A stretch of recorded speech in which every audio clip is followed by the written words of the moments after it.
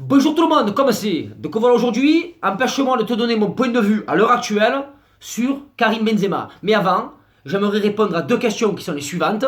La première, est-ce qu'en France, il y a du racisme?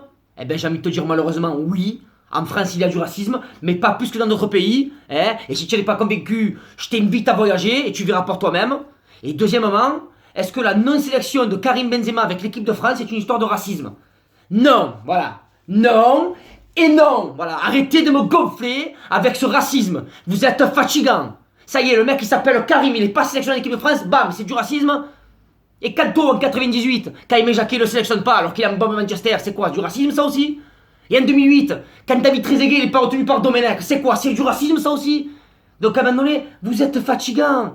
Oh, et puis il y a qu'en France que tu entends ça. Tu es sérieux? Tu as vu un peu les joueurs qui composent l'équipe de France? Est-ce que tu n'as pas l'impression que dans le monde, c'est même pas dans l'Europe, c'est dans le monde, on a l'équipe la plus cosmopolite? Tu n'as qu'à voir, regarde la sélection espagnole, les Italiens, les Anglais, je sais pas moi, les Allemands, les Brésiliens, qui tu veux. Donc à un moment donné, il faut arrêter avec ça. Arrêtez avec ça parce que franchement, ça devient fatigant. Hein, s'il vous plaît. Donc moi, je vais t'expliquer un petit peu pourquoi Benzema, au fur et à mesure des années, c'est devenu un peu la tête de turc des années. Alors, est-ce que tu crois que c'est parce qu'il est allé au pute avec Ribéry? Est-ce que tu crois que parce qu'il est allé voir Zaya, il n'a pas été aimé des Français? Non, on est d'accord que ça me bat les couilles de ça. Hein? Ça ne déconne. Quel joueur de foot n'a jamais été au pute? Alors après, tu vas me dire, ouais, mais c'était Zaya, elle avait 17 ans. Oui, mais excuse-moi, gros, je sais pas si tu l'as déjà vu, Zaya. Mais quand tu la vois, tu as plus envie de lui donner 17 cm que 17 ans, tu vois. Mais bon, voilà, ça, passons. C'était une anecdote avec Ribéry. Perso, moi, je m'en bats les couilles. Est-ce que c'est parce que il a liké une photo de Booba où dessus il y avait Giroud, il y avait Valls, il y avait Deschamps? Est-ce que c'est pour ça? Non, ça aussi, on s'en bat les couilles. Même moi, je l'ai liké la photo Booba, il m'a fait rire, il a fait une photo montage, ça m'a fait rigoler. Donc c'est pas ça. Next, après, qu'est-ce qu'il y a eu? Est-ce que c'est l'histoire de la sextape avec Valbuena? Est-ce que tu crois vraiment que c'est ça? Mais non, c'est pas ça non plus, gros. Qu'est-ce qu'on s'en bat les couilles de voir Valbuena à poil en train de trouver chez sa femme, gros? Qu'est-ce qu'on s'en fout? Je te vois en train de te branler sur Valbuena, on est d'accord, on s'en bat les couilles. Ça, je pense que c'était juste un prétexte, tu vois, pour l'évincer de l'équipe de France.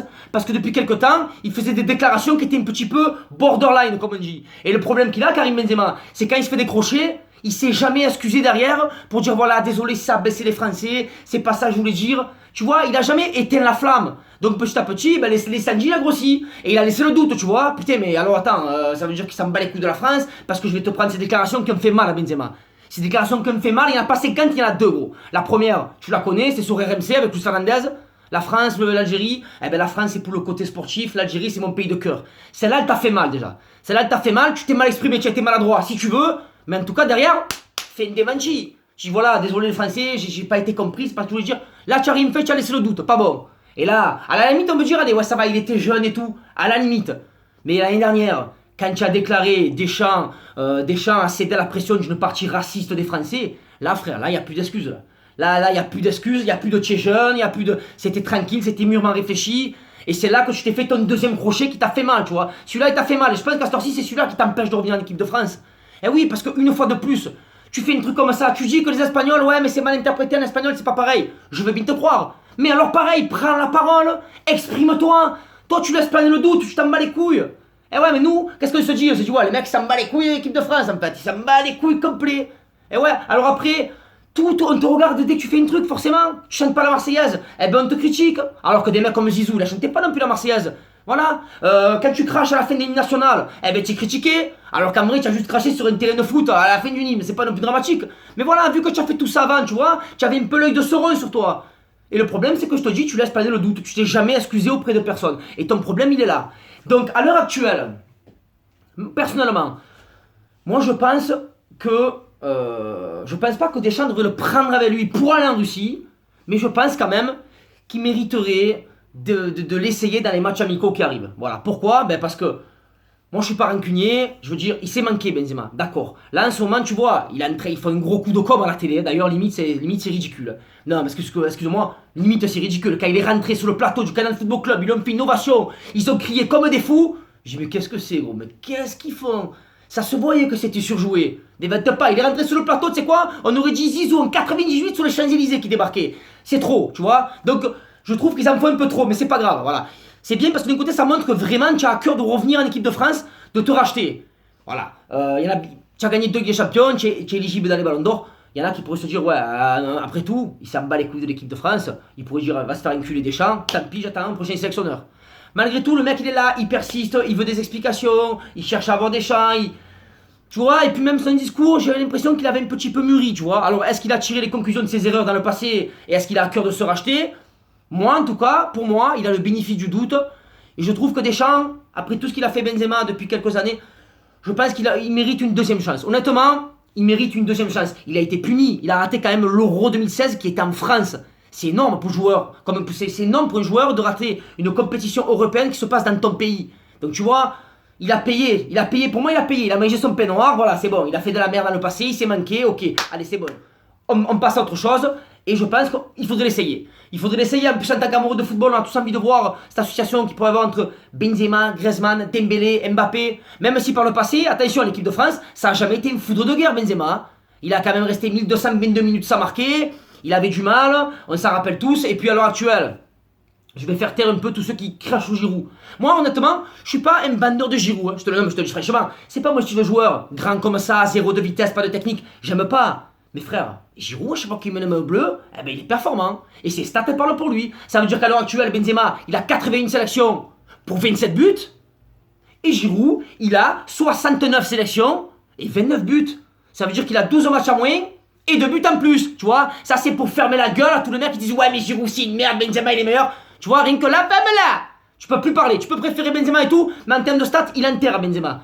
Donc, on peut pas parler de stats. Et moi, je trouve que ça serait bien de garder les deux. Parce que Giroud, c'est quand même un registre différent. Tu peux en avoir besoin quand tu joues contre des équipes costauds. Ça fait plein d'ancrage devant. Un pivot. Il t'apporte quand même, Giroud. On ne dirait pas comme ça, mais il t'apporte. Mais ça n'empêche pas que tu peux quand même essayer Karim Benzema. Il te reste 6 mois. Pourquoi pas l'essayer? Voir ce que dans le vestiaire il dit.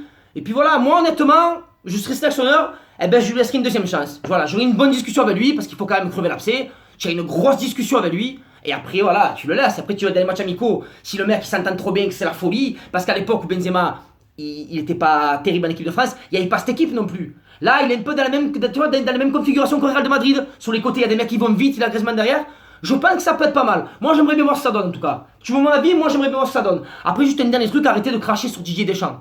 Voilà. Didier Deschamps, il faut arrêter de lui cracher dessus parce que, miskin, il est entre. Lui, il est entre tout ça. Il est entre les pro-Benzema, les anti-Benzema, le peuple français, les joueurs, la fédération, la politique. Parce qu'il y a la politique aussi qui s'en est mêlée. Tu te rappelles Manuel Valls? Et je pense que c'est pour ça que d'ailleurs que Benzema, merci, au revoir l'équipe de France. Je pense que Valls il a mis son nez dedans. Et c'était une histoire politique tout ça. Il a dû recevoir un coup de fil, papa Deschamps. Mais quand la politique t'appelle, frère, quand l'Élysée t'appelle, c'est pas Pascal le grand frère, là, frère. Voilà, c'est pas, tu vois, c'est la mafia, c'est sympa. Donc c'est pour ça que je pense que même quand il en parle à Deschamps, tu vois, il est un petit peu mal à l'aise. Mais il faut arrêter de lui mettre la pression. Il fait quand même du bon travail, Deschamps. Oh, il a récupéré l'équipe de France en 2012, elle était en lambeau, elle était. Ils avançaient plus. Sans déconner. Pour te donner une image, tu sais quoi? En 2012, l'équipe de France, on aurait dit un peu les dents à Deschamps. En 2012, l'équipe de France, c'est les chicots à Deschamps. Tu vois, je te dire, entre-temps, il a fait une Coupe du Monde honorable en 2014 où on perd contre les Allemands 1-0. On est d'accord que voilà, tu peux le perdre, tu peux le gagner ce match. Les Allemands, ils ont quand même survolé la Coupe du Monde et ils l'ont gagné d'ailleurs. Hein. Je te rappelle, le Brésil, 7 ans et compagnie.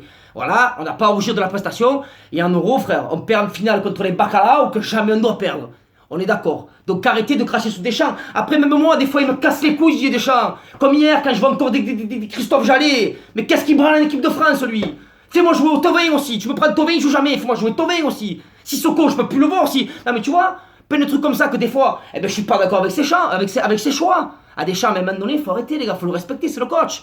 Eh non, parce que la semaine demain, tu fais un film. Moi, chez Deschamps. Eh ouais, je t'ai mis de le crapuler. Mais moi, je te dis franchement, Didier Deschamps en équipe de France, il fait du très bon travail. Et ça fait longtemps qu'on n'avait pas eu un aussi bon sélectionneur que lui, frère. Avant, on avait quand même des Domenech et compagnie. Tu vois ce que je veux te dire? Donc arrêtez de cracher sous Deschamps, laissez-le travailler. Et si tu veux mon opinion, comme quoi, il n'y a que les cons qui changent pas d'avis, moi Benzema, au jour d'aujourd'hui, je pense qu'il mérite une seconde chance. Voilà, n'en dépeine à tous les rageux. Mes amis, allez, mangez le cul, la bise, bonne soirée, ciao ciao.